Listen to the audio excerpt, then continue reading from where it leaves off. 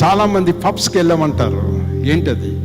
రెడీమేడ్గా తొందరగా మెత్తగా అయిపోయిన రొట్టె ముక్క పుష్మని పైకి ఎగిరి ఇంత లావైపోతుంది కదా, వేడి చేస్తారు కదా, అది పఫ్.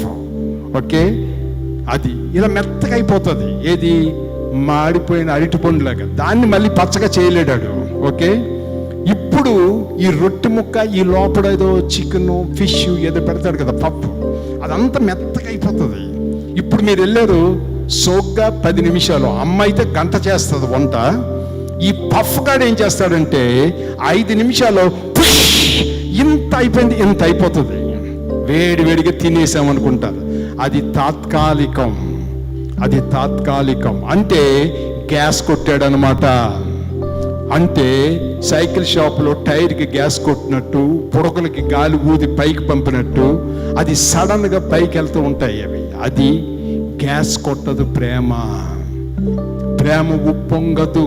అంటే సడన్గా ఎమోషన్స్ ఉండవు. ఇట్ ఈస్ నాట్ ఫఫ్డ్ అని ఇంగ్లీష్లో అన్నాడు. ఇది ఫఫ్గా ఉండదు. అంటే హడావుడిగా మైక్రోవేవ్లో పెట్టి హడావుడిగా వేడి చేసుకుని నాలుగు కరుచుకుని కాల్చుకుని తినడం కాదది. ప్రేమలో ఆలోచన ఉంటుంది, ఆవేశం ఉండదు. ఈరోజు నువ్వు ఆలోచించుకో. పడాయి కబుర్లతో ఇమీడియట్గా వచ్చే ఆవేశంతో ప్రేమించేస్తున్నానని పఫ్ లాగా పనిచేస్తున్నావా? ఇలా చల్లగా ఉంటావు, మళ్ళీ సడన్గా ఇలాగైపోయి I love you, I love you, I love you, I love you. Don't be puff. హడావిడిగా 5 నిమిషాల్లో ఫాస్ట్ ఫుడ్గా మీరు రియాక్ట్ అవ్వకండి.